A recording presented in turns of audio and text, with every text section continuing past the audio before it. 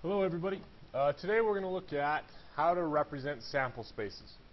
Now this is the beginning of dealing with probability, and in the past you guys have seen experiments, outcomes, events, all those different things. We're going to take a quick second to review those, and we're going to take the idea of flipping a coin as this review. So when you flip a coin, that is considered an experiment. So anything done to basically show one round of probability is considered an experiment. So flipping a coin, rolling a dice, pulling a card, all of that. The outcomes possible for that coin would be heads and tails. Okay, so the outcomes are what could happen. And then the event would be that it landed on the heads. Okay, so the actual act of doing something is the experiment. The possible occurrences are the outcomes. And the event would be the result. Now, with this, we can basically create what's called a sample space. And this is a list of all the possible outcomes. So for this first particular example, we're going to talk about tossing a coin twice. And it asks you to list the sample space and represent it using a table. Now, the table might be the easiest place to start. Some of you guys might be able to just think about this and list out the sample spaces. It really kind of depends. But we're going to start with the table. So outcomes of flipping a coin. Well, the first coin could be heads, and the second coin could be heads. So we have what's called heads, heads. And you can notice in the table it falls between the column and the row of heads and heads. Second possibility is the first coin could be heads, the second coin could be tails, so we'd call that heads, tails. The third possibility is the first coin being tails, and the second coin being heads, so that would be tails, heads. And then the last possibility is the first coin being tails, the last coin being tails. We call that tails, tails. And so that's using a table. Now the sample space for listing it out this way would be heads, heads,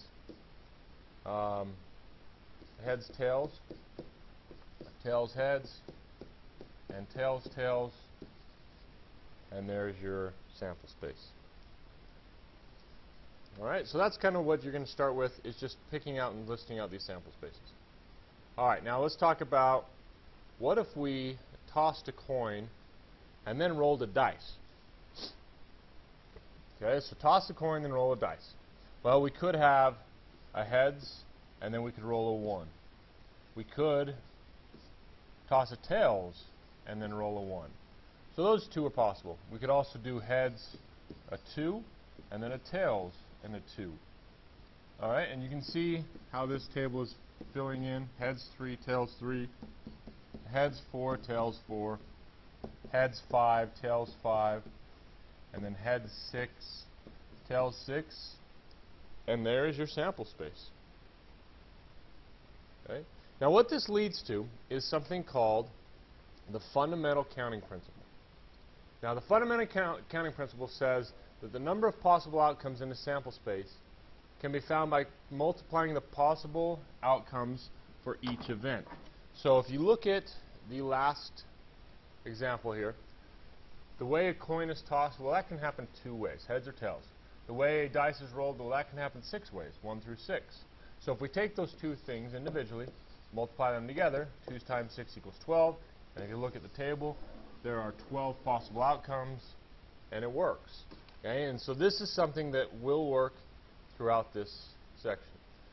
So using that same idea, let's talk about this example. So a restaurant has 4 breads, 6 meats, and 5 cheeses. How many different sandwiches are possible? Well, each event would be the breads, meats, and cheeses. Okay, so in each, we've got 4 breads in our first event. We've got 6 meats in the second event. We got 5 cheeses in the third event. And we just multiply those together. So 6 times 5 is 30. 30 times 4 would be 120. So there are 120 different sandwiches that are possible given that information. Okay, so it's just understanding, figuring out what we've got, and then multiplying together. Alright, next one. A license plate has 3 letters and 3 numbers. How many plates are possible if all the letters and numbers can repeat? Well, think of it this way. How many events do you have? We'll just ignore that last one for a minute. We've got 6 events. Okay, I've got a letter, a letter, a letter, a number, a number, a number. So how many plates are possible if all the letters and numbers can repeat? Well, how many letters could go in that first spot?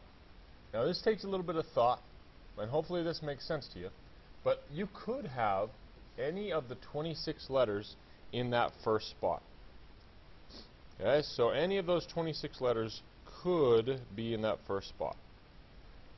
In the second spot, you could still have 26 of those letters.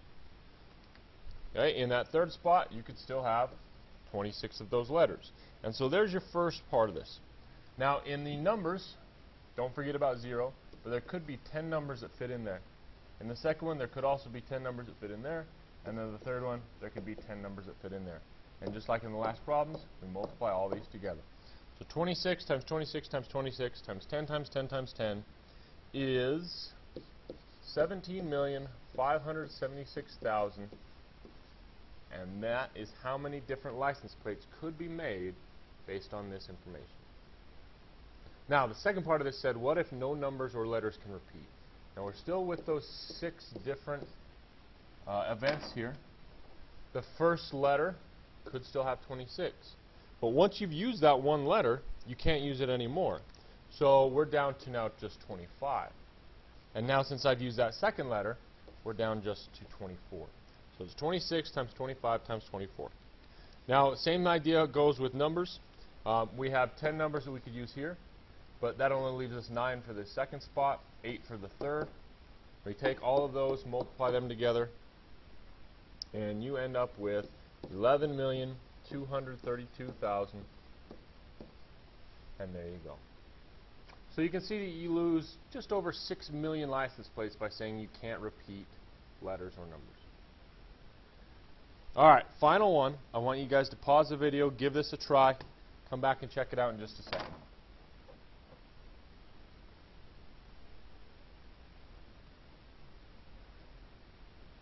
Okay, hopefully you guys had a chance to do this. Let's see what you ended up with. So it says a dice is rolled, a coin is flipped, and 10-space spinner is spun. How many outcomes are possible? So we're basically having 3 events. The first event, a dice is rolled. Well, there's 6 possible outcomes. Second event, a coin is flipped. That's 2 possible outcomes. And then the last one, a 10-space spinner is spun. And so there's 10 possible outcomes then. We take these, we multiply them together. 6 times 2 is 12, times 100 is 120. And so there's 120 possible outcomes. All right, hopefully that made some sense. Give this a try. Let me know if you have any questions.